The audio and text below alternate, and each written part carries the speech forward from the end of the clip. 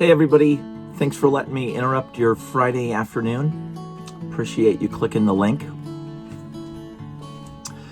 Each swim season, we do a lot of things the same. We follow a lot of the same MCST traditions. And each year we try a few new things or do a few things differently. In a couple weeks, we'll have our traditional MCST award ceremony where all swimmers will receive a medal that recognizes the highest time they swam this season, gold time, bronze time, something like that. And we'll honor some swimmers with other awards, highest points earned or spirit award, coach's award, most improved, things like that. A couple weeks ago, we honored a bunch of swimmers for being on the team for 5 years, 10 years, 15 years. We recognized our 18-year-olds who are heading off to school in the fall. And usually at our awards ceremony in a couple weeks, we end that award ceremony with an award that we call our Otter Award. But this year, I wanted to present our Otter Award before I head back to school this next week.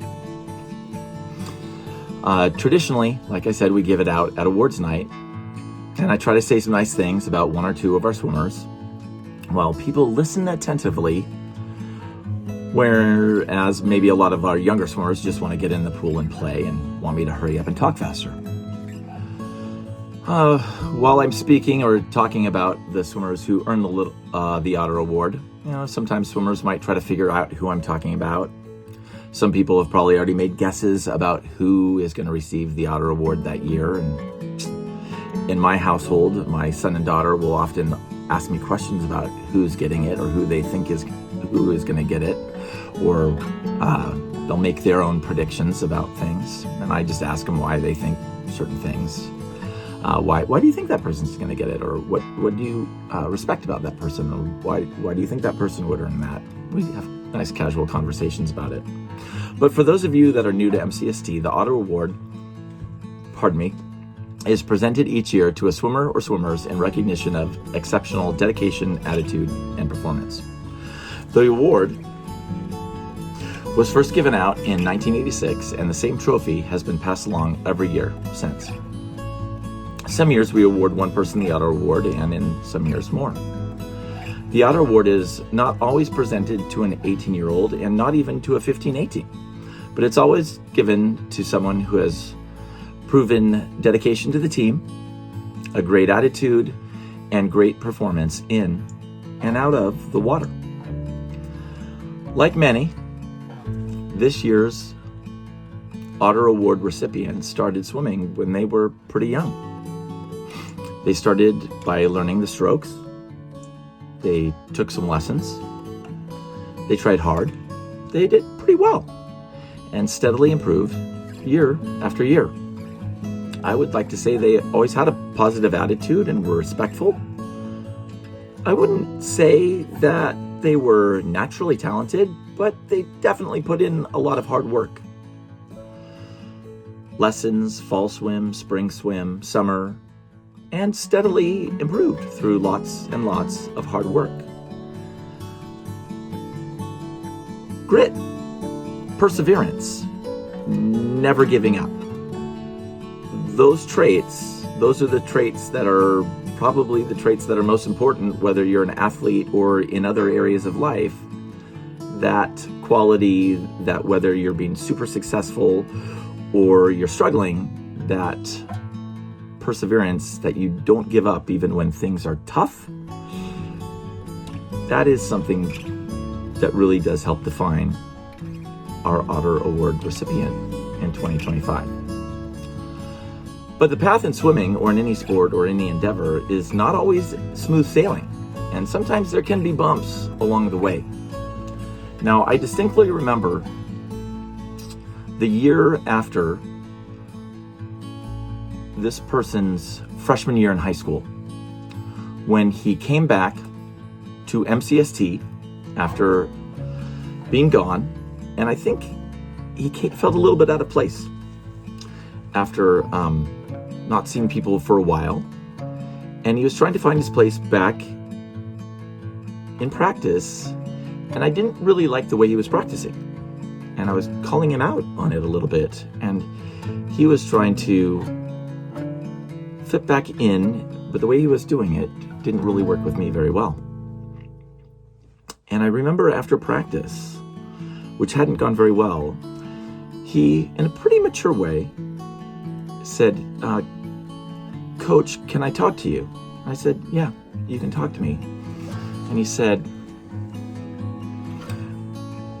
"Coach Keelan, I can tell that I'm not one of your favorite swimmers anymore."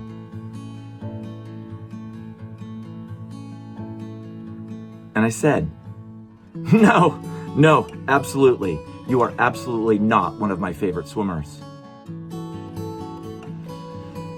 And he looked at me, and he didn't know how to respond. And I think he thought I was going to say something very coachy or very inspiring, or correct him and be like, "Oh, no, you're definitely a favorite." And that was basically the end of the conversation. And he kind of walked away, and I walked away, and we went our separate ways.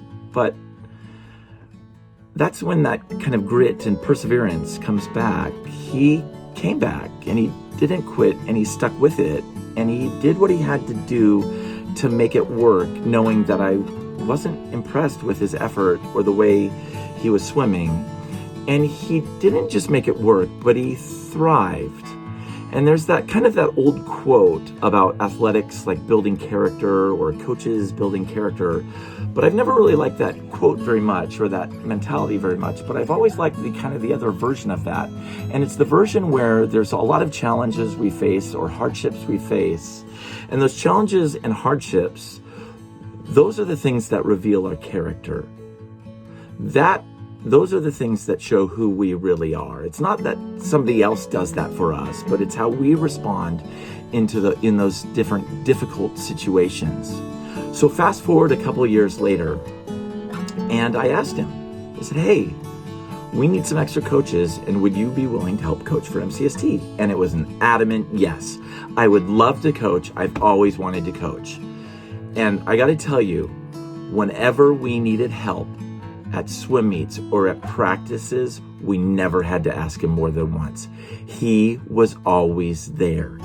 Now, it doesn't mean everything always went perfect. Like all young coaches, things don't always go great every day.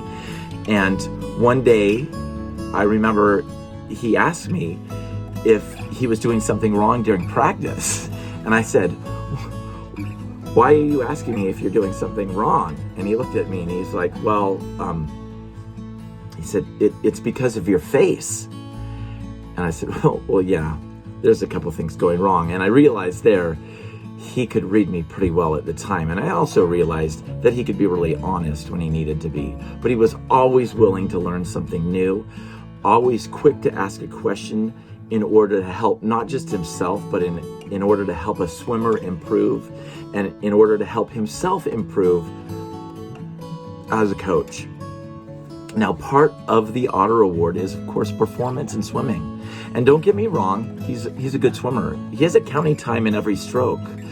But I don't really think that is all that important to him, to be honest. His goals are kind of different than a lot of other people's goals. They're very personal in nature. And I'll give you an example. At the end of the Swimmers Challenge, back in an evening when school was still in session, when we were cleaning up, I asked him how it went. And he said, "Well, I thought it went pretty well."